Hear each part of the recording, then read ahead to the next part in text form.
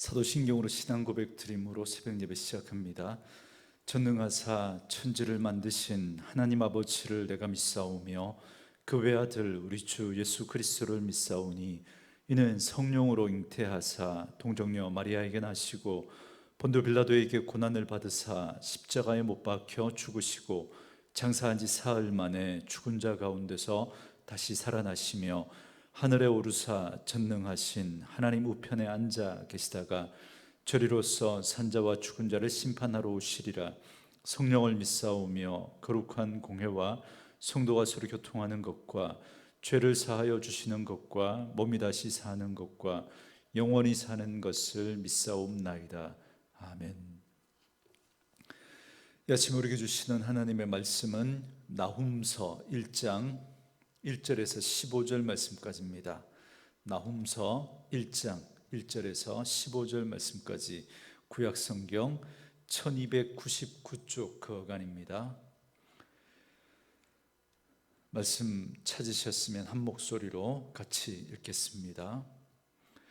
니느웨에 대한 경고 곧 엘고스 사람 나훔의 묵시의 글이라. 여호와는 질투하시며 보복하시는 하나님이시니라.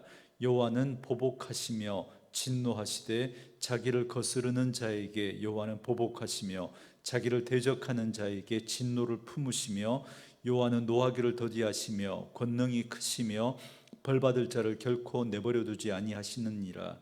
여호와의 길은 회오리 바람과 광풍에 있고 구름은 그의 발에 티끌이로다.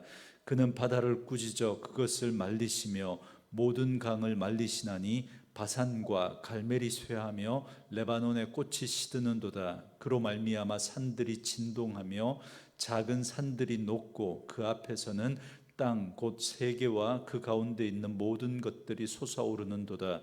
누가 능히 그의 분노 앞에 서며 누가 능히 그의 진노를 감당하랴. 그의 진노가 불처럼 쏟아지니 그로 말미암아 바위들이 깨지는도다. 여호와는 선하시며 환난 날의 산성이시라. 그는 자기에게 피하는 자들을 아시느니라. 그가 범람하는 물로 그것을 진멸하시고 자기 대적을 흑암으로 쫓아내시리라. 너희는 여호와께 대하여 무엇을 꾀하느냐. 그가 온전히 멸하시리니 재난이 다시 일어나지 아니하리라.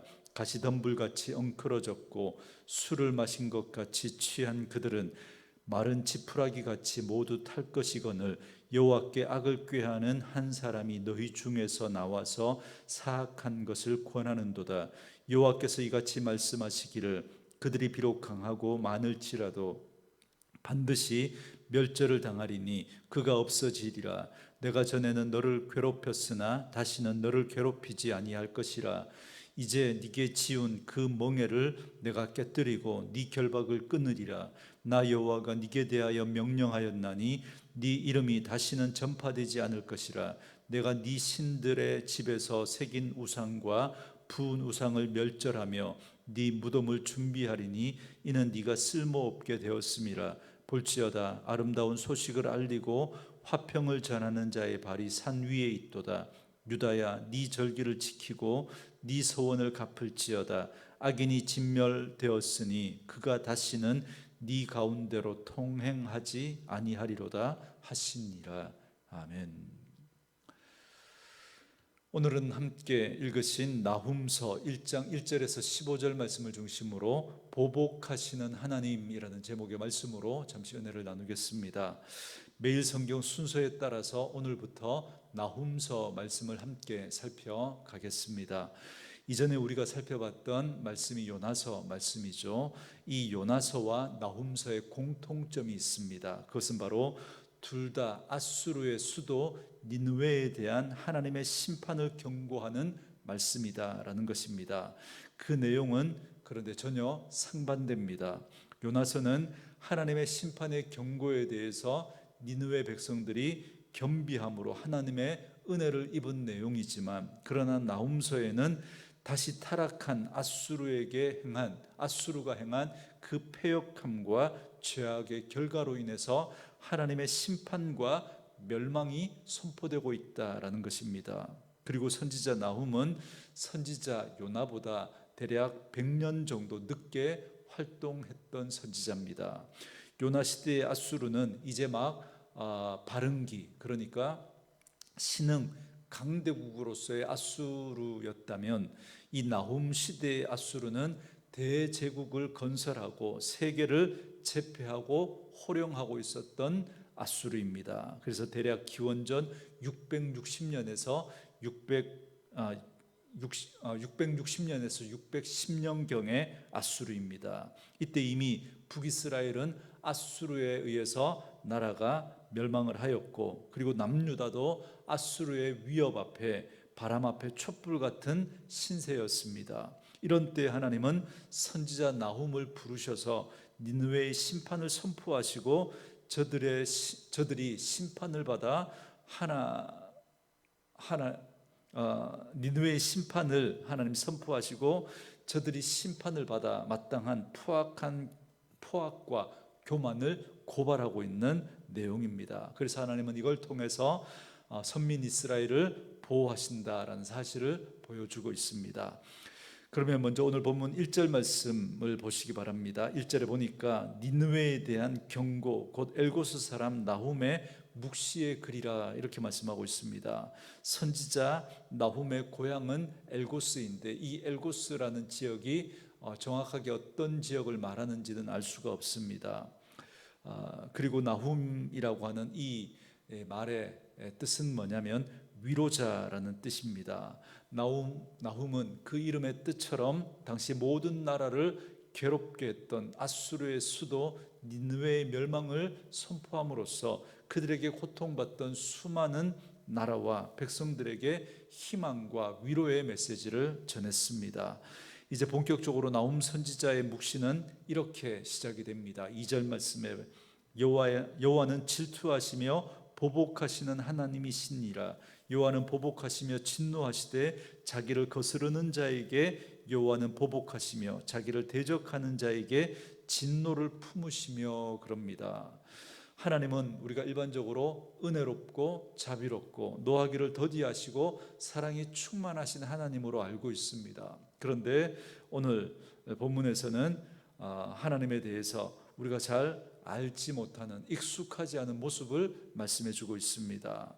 질투하시고 보복하시고 진노하시는 분이라는 말을 쓰고 있는데, 우리는 이처럼 하나님의 다양한 모습을 알 필요가 있습니다. 영생은 유일하신 참 하나님과 그가 보내신 자 예수 그리스도를 아는 것이다 말씀하고 있지 않습니까? 그렇기 때문에 우리가 하나님의 다양한 모습들을 알아야 합니다. 그래야 우리의 믿음이 바르게 세워질 수 있습니다. 그래서 신약 성경에도 보면 사복음서가 있지 않습니까? 역사적으로 보면 이 사복음서를 하나의 복음서로 통합하려고 했던 시도가 있었지만 실패했습니다. 왜냐하면 4개의 복음서가 각각 다른 관점을 가지고 다른 강조점을 두고 예수님에 대한 말씀을 기록하고 있기 때문에 우리는 이 사복음서를 통해서 예수님의 다양한 모습을 알 수 있습니다. 그렇기 때문에 우리가 하나님에 대해서, 예수님에 대해서 다양한 모습으로 우리가 더 많이 예수님을 알아가게 될 때 더 풍성한 은혜를 누리게 되고, 그리고 또 하나님을 더 깊이, 예수님을 더 깊이 알아가는 것만큼 우리의 믿음도 자랄 수 있기 때문에 그렇습니다. 또한 3절 상반절을 보시면 하나님은 좀처럼 노하시는 분이 아니시고 권능도 한이 없이 크시지만 결코 죄를 벌하지 않는 그런 하나님은 아니다라는 사실을 말씀해 주고 있습니다. 이것을 다르게 표현하면 하나님은 오래 참으시는 분이시지만 그러나 영원히 참으시는 분은 아니라는 사실입니다. 여러분, 이런 하나님의 성품, 노하기를 더디하시지만 그러나 영원히 참으시는 분은 아니라는 사실을 아주 잘 보여주는 예가 바로 이 니느웨라고 말할 수 있습니다. 하나님의 본래 계획은 요나 시대에 니느웨를 멸하시는 것이었습니다. 하지만 선지자 요나가 전하는 그 하나님의 말씀을 듣고 니느웨가 회개하는 것을 보고 하나님은 그 심판을 미루어 주셨습니다. 그런데 그 미룸의 시간이 한두 달, 1, 2년이 아니라 100년이 넘는 시간을 하나님은 그 심판을 미루어 주셨습니다. 그러나 영원히 참으시지는 않습니다. 100년 후에 이 나훔 선지자를 통해서 니느웨의 심판을 하나님 선언하시고 결국 니느웨는 역사 속에 사라지고 맙니다. 그래서 요나가 하나님의 사랑을 강조했다면 나훔은 하나님의 공의를 강조하고 있습니다. 계속해서 3절 하반절에서 6절은 하나님의 크신 권능에 대해서 말씀해 주고 있습니다. 하나님의 길은 회오리 바람 같고 바다를 꾸짖어 마르게 하시고 산들이 녹아내리고 바위를 깨뜨리시고, 이런 식으로 표현하고 있죠. 하나님의 크신 권능의 권능으로 심판하실 것에 대한 말씀을 하고 있습니다. 그렇다면 이런 하나님의 심판을 피할 수 있는 길은 회개입니다. 그렇다면 회개가 무엇입니까? 회개란 죄에서 돌이키는 것이죠. 우리가 일반적으로 알고 있는 회개의 개념, 죄에서 돌이키는 것까지입니다. 그러나 진정한 회개는 거기서 끝나는 것이 아니라 죄에서 돌이키고 하나님에게까지 나아가는 겁니다. 다시 하나님께로 돌아가는 것, 여기까지가 진정한 회개입니다.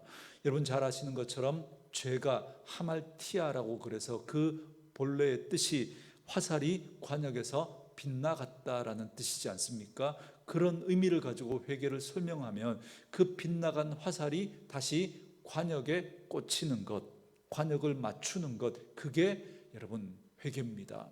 그러니까 우리가 하나님으로부터 멀어졌던 것만큼 다시 우리가 하나님 앞으로 돌아오는 것, 그게 회개입니다. 그래야 하나님의 심판을 피할 수 있습니다. 그래서 오늘 본문 7절과 8절에 보시면 선하신 하나님께 피하라라고 말씀하고 있습니다. 그러면 구원을 얻습니다. 그러나 그렇지 않으면 심판을 피할 수 없다 말씀하고 있습니다. 여러분 이걸 신약적으로 표현하면 예수 그리스도의 십자가의 그 구속을 믿는 것입니다. 그러니까 우리가 예수님을 믿는 것이야말로 하나님께 피하는 것입니다. 그러나 우리가 예수를 믿지 않고 밀어내버리면, 거부해버리면 그건 하나님을 대적하는 것입니다. 그런 자에게 하나님은 심판하신다 말씀하고 있습니다. 그러므로 하나님은 자기를 대적하는 앗수르를 범람하는 물로 쫓아내실 것을 말씀하십니다. 여러분 여기서 범람하는 물이란 앗수르를 멸망시키고자 했던 수많은 나라와 민족이 일어서게 될 것을 표현하고 있는 표현입니다.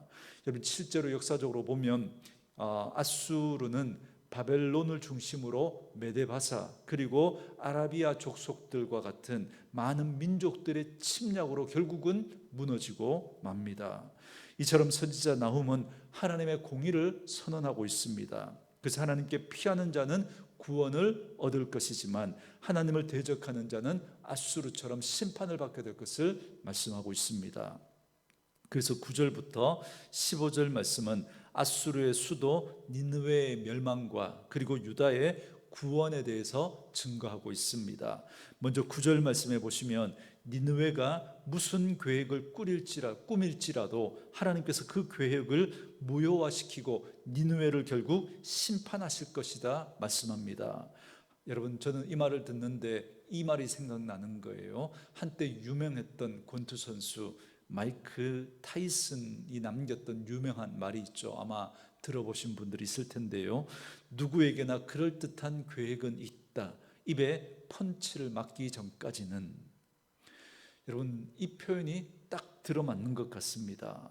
저는 이 9절 말씀을 읽는데 그 말이 생각나는 거예요. 니느웨가 아무리 그럴듯한 계획을 세울지라도 꾸밀지라도 그들은 하나님의 심판을 당할 수밖에 없다는 겁니다. 왜냐하면 그들의 모든 계획이 사악했기 때문이다라는 겁니다. 그래서 10절 말씀해 보시면 니느웨는 엉클어진 가시덤불과 술에 취한 사람 같아서 결국은 불에 타버린 마른 지푸라기처럼 될 것이다 말씀하고 있습니다.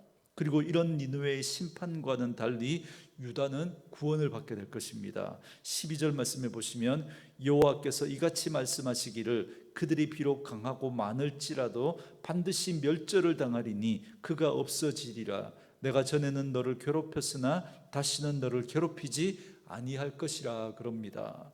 니느웨는 망하게 될 것이고 다시는 유다를 괴롭히지 못하게 될 것을 말씀하고 있습니다. 그런데 여기 보시면 내가 전에는 너를 괴롭혔다라고 하는 표현이 나오죠. 그러니까 표면적으로 보면 앗수르가 유다를 괴롭혔지만 앗수르는 하나님의 도구로 사용되었을 뿐이다라는 겁니다. 그러니까 하나님께서는 앗수를 통해서 유다를 괴롭게 하심으로 그걸 통해서 유다를 하나님 앞에서 바르게 세우고자 하셨던 겁니다. 그러니까 일종의 회초리와 같은 역할을 했던 게 앗수르라는 거죠. 그리고 결론적으로 하나님께서 니느웨의 마지막에 대해서 이렇게 말씀합니다. 14절 말씀에 나 여호와가 네게 대하여 명령하였나니 네 이름이 다시는 전파되지 않을 것이라. 내가 네 신들의 집에서 새긴 우상과 부은 우상을 멸절하며 네 무덤을 준비하리니 이는 네가 쓸모없게 되었음이라 그럽니다. 하나님께서 니느웨에게 더 이상 네 이름이 전파되지 않을 것이다 그럽니다. 이 말은 자손이 끊어지게 될 것이다 이 말입니다. 또 우상들은 다 없애버리고 네 무덤까지 준비해 놓겠다 말씀하십니다. 여러분, 이걸 다른 말로 하면 하나님께서 앗수르 제국, 그 니느웨라고 하는 그 존재에 대해서 마침표를 찍으시겠다 이 말입니다. 그리고 그렇게 하시는 이유에 대해서 뭐라고 말씀하시냐면 네가 쓸모없게 되었기 때문이다 이렇게 말씀합니다. 여러분, 늘 말씀드리지만 하나님은 모든 사람을 다 사용하십니다. 악한 사람은 악한 대로 사용하시고 선한 사람은 선한 대로 사용하십니다. 그러나 악하게 사용되는 것 절대 복되지 않다 말씀드리지 않습니까? 그런데 저는 오늘 이 말씀을 묵상하면서 거기서 한 걸음 더 나아갈 수 있었습니다. 이런 생각을 했습니다. 우리가 어떻게 사용되느냐도 중요하지만, 그래서 될 수만 있다면 선하게 사용되어져야 하겠지만, 그러나 더 중요한 게 있다는 겁니다. 더 중요한 게 도구처럼 어떤 목적을 위해서 수단으로 사용되어지고 더 이상 쓸모없으면 버려지는 그런 인생이 아니라 하나님의 목적이 되는 인생, 그 인생이야말로 참으로 복된 인생이구나라는 생각을 하게 되었습니다. 저는 말씀으로 이 하루를 시작하는 저와 여러분의 인생은 도구로 쓰다가 버려지는 인생이 아니라 하나님의 목적이 되는 인생인 줄 믿습니다. 여러분, 왜냐하면 그 증거가 예수 그리스도의 십자가가 그걸 증거하고 있기 때문에 그렇습니다. 우리가 연약할 때, 우리가 아직 죄인 되었을 때, 우리가 하나님과 원수 되었을 때 그리스도께서 우리를 위하여 죽으심으로 하나님께서 우리에 대한 자기의 사랑을 확증하셨기 때문에 그렇습니다. 하나님은 우리를 쓰다가 버리는 도구에 불과한 인생이 아니라 하나님은 그리스도를 주고서라도, 예수 그리스도의 그 핏값을 주고서라도 우리를 사시고 싶으셨던 거예요. 우리를 얻으시고 싶으셨던 거예요. 그래서 결국 예수님을 주시고 우리를 사신 겁니다. 여러분, 그러니 우리는 도구로 쓰다가 버려지는 인생이 아니라 하나님의 사랑의 목적이 되는 인생인 줄 믿습니다. 이처럼 우리를 향한 하나님의 사랑을 잘 보여주시는 하나님의 사랑의 대상이 바로 유다입니다. 그래서 니느웨에게는 심판을 선언하셨던 하나님이지만, 그러나 15절에 보니까 유다에게는 약속을 선언하고 계십니다. 볼지어다 아름다운 소식을 알리고 화평을 전하는 자의 발이 산 위에 있도다. 유다야, 네 절기를 지키고 네 소원을 갚을지어다. 악인이 진멸되었으니 그가 다시는 네 가운데로 통행하지 아니하리로다 하시니라 그럽니다. 유다를 그토록 괴롭혔던 앗수르가 물러가고 평화가 찾아오게 될 때에 그들이 절기를 지키고 소원을 갚으라고 말씀합니다. 다시 말하면 하나님과의 관계를 회복하라라는 것이죠. 그러니까 북이스라엘이 니느웨에게 망하고 유다도 니느웨에게 고통을 당했던 이유가 하나님을 바르게 섬기지 않고 우상을 섬기고 죄악을 행하면서 하나님을 떠났기 때문이라는 겁니다. 그렇기 때문에 하나님께서 이제 그들을 바르게 그리고 제대로 온전하게 하나님과의 관계를 회복하시려고 그렇게 하셨다는 겁니다. 그래서 그렇게 하나님께서 너희를 다시 회복할 때 너희들이 하나님 앞에 절기를 지키고 소원을 갚으라고, 하나님과의 관계를 회복하라고 말씀하고 있는 것이죠. 이처럼 유다는 하나님의 사랑의 대상이었던 겁니다. 앗수르는 아수르라고 하는 회초리를 통해서, 그리고 나중에는 바벨론이라고 하는 그 막대기를 통해서 나라를 망하게 하시지만, 그러나 하나님께서 택한 백성을 그냥 제 가운데 내버려 두실 수 없었던 겁니다. 그래서 하나님께서 그들을 다시 회복시키시기 위해서 아수르라고 하는 그 회초리, 바벨론이라고 하는 막대기를 하나님께서 그렇게 사용하시면서까지 하나님의 백성들을 회복하고 계신 겁니다. 이게 하나님의 사랑입니다. 사랑하는 성도 여러분, 하나님은 우리를 사랑하십니다. 그렇기 때문에 우리를 결코 그냥 내버려 두시지 않습니다. 하나님은 좀처럼 노하지 아니하시고 권능도 한이 없이 크시지만 결코 죄를 그냥 내버려 두시는 분은 아니십니다.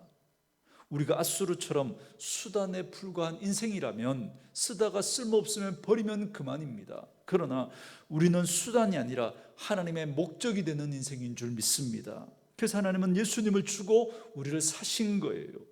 그런 우리를 하나님은 그냥 내버려 두시지 않습니다. 하나님은 아수르와 바벨론 같은 인생 채찍과 사람 막대기를 사용하셔서라도 하나님은 우리를 하나님의 백성답게 온전하게 회복해 가실 줄 믿습니다.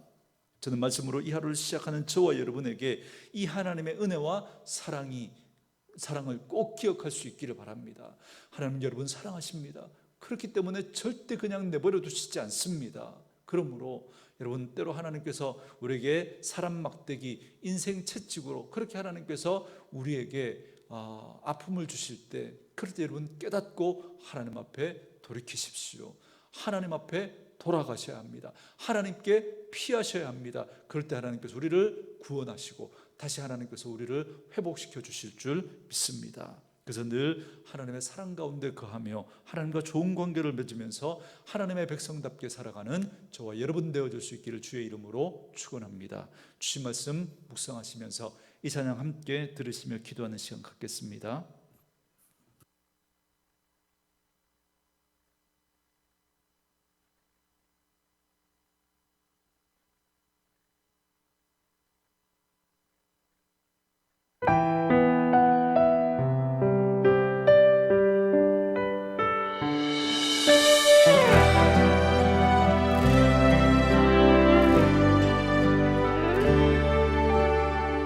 내 백성이 나를 떠나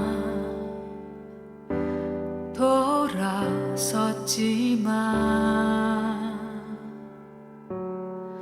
내 사랑이 내 백성을 포기 못하니 내 모든 것 내어주고 나 그들을 얻으리라. 여호와께 돌아가자. 우린 돌아서도 그는 변치 않네. 여호와께 돌아가자. 우린 넘어져도 그 사랑